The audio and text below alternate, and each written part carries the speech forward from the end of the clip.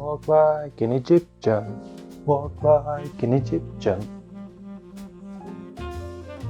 Do you guys first remember how you learned to walk? How you took your first little baby steps out in the world? Everything seemed so new and everything was so exciting. Do you remember that? And neither do I. I was a baby. But that's why this video is so much more exciting, because today we're gonna learn how to walk anew. Let's go.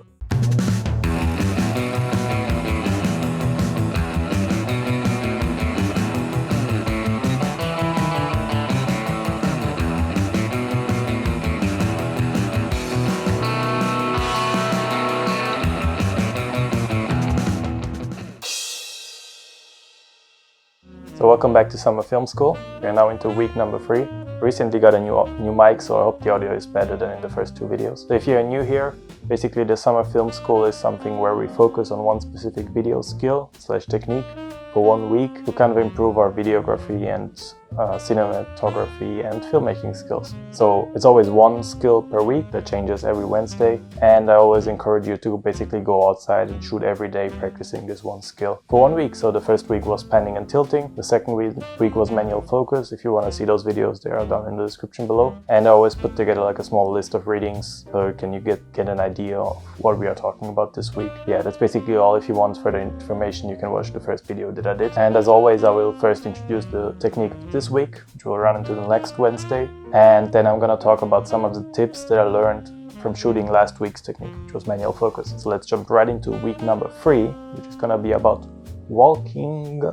So it may seem a bit weird talking about walking in kind of a learning how to filmmake environment, but walking is actually such an essential skill for a lot of moving shots. So basically the thing with walking, what you want to learn in filmmaking is to make sure that you got like kind of steady shots where you're holding the camera. Also with a gimbal or with a steady cam or anything, you basically want to have a walk that's as smooth as possible so that you can get as smooth as possible video. That's something I'm really struggling with because my walk is very heavy. You know, I'm fat, so you can see this right here. Every time I step down, the camera just shakes. Whether I have a gimbal, whether I have a steady cam, whether I have just my camera holding it in my hands, there's always going to be a bit of a shake, and this is something I really want to practice this week.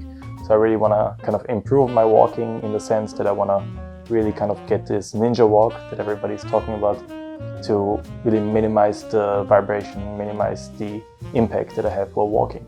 And as always, it's going to be like a resource list below, which kind of explains this better than I could probably, because I'm really no expert in this. I'm learning together with you. I'm really looking forward to this week's skill because it's something that I've been meaning to do for such a long time, really getting good at walking, and I don't think it's going to be done in 1 week, to be honest.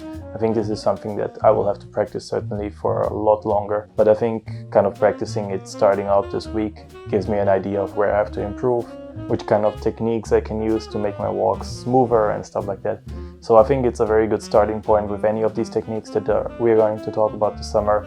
Just a good starting point to talk about it 1 week and then kind of move on as you go along in your filmmaking kind of career or filmmaking endeavors to kind of improve on these skills that you first up learned.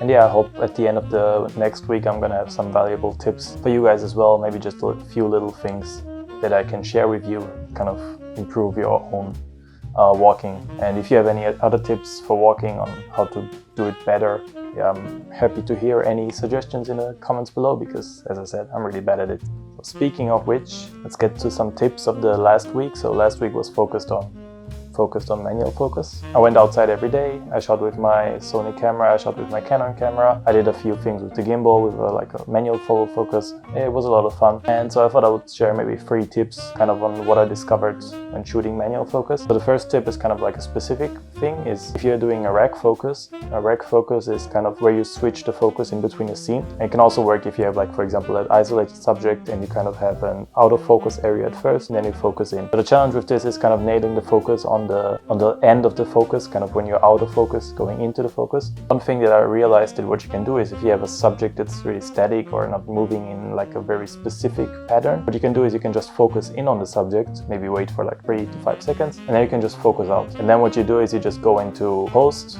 like into any editing program, you just reverse the clip basically, so that it goes from the out of focus area to the in focus area. Again, this works best if there is no particular specific movements, or if, for example, it doesn't work if you have a person walking, because if you reverse the clip, the person is going to walk backwards, and unless they're Michael Jackson, that's going to look weird. So yeah, that was tip number 1. Tip number 2 is basically to use focus peaking on your camera if it has it. So my Sony has it, for example. The Canon that I'm using here behind me, it also has it, but you have to kind of get Magic Lantern on it. Magic Lantern is kind of this program which allows your Canon camera to have a lot of more abilities than is pre-programmed in the Canon menu. And yeah, focus peaking is something that's really changed the way that I manual focus. I actually didn't use it for the first day or 2, I think, because I don't know, I just didn't really think about it, but then I realized, oh, focus peaking, it's so useful.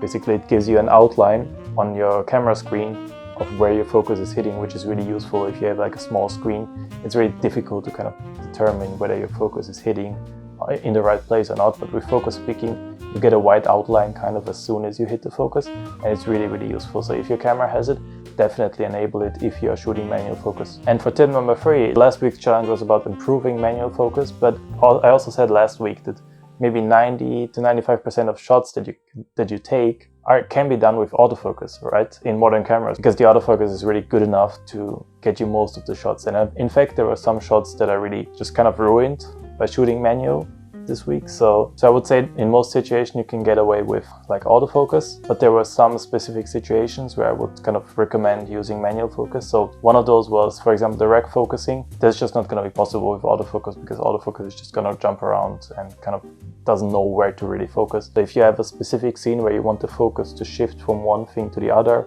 or the focus to move in a certain direction, you're definitely going to need manual focus for that. Another thing is if there is a lot of contrast in a scene, autofocus tends to really kind of jump around, so it doesn't hit its focus, flips around, and it looks kind of weird. So definitely recommend it for that as well. Another thing is if you're doing, for example, a reveal shot, so what you can do is you can just hit the manual focus first on whatever you want to focus behind, and then as you move out, you're already gonna have the focus on that. So yeah, those were just my 3 tips for kind of manual focusing. So I think I'm gonna use manual focus for those specific areas that I mentioned before, but I think for most cases I'm just gonna stick to autofocus, because I really trust the camera to do a good job of figuring out what it wants to shoot, or what I want to shoot in that sense. So I hope some of those tips were useful for you. If you have any other tips for manual focusing as well, please write them in the comments below. I'm happy to hear anything to improve my own filmmaking, and maybe some others can read it as well. And yeah, don't forget, week 3 is going to be about walking, so make sure to go outside and walk, learn the ninja walk, make sure that your walk is as smooth as possible, to get as little shake in your camera, whether you have a gimbal, you're shooting handheld, or with a Steadicam or whatever. Just make sure to kind of improve your walking. I'm certainly going to be outside every day, looking forward to that. And yeah, I also recommend subscribing here so that you can stay updated on these videos, which are going to be out every Wednesday. Every Sunday there's going to be a cinematic vlog as well. So yeah, with that said, it's time for me to now walk away.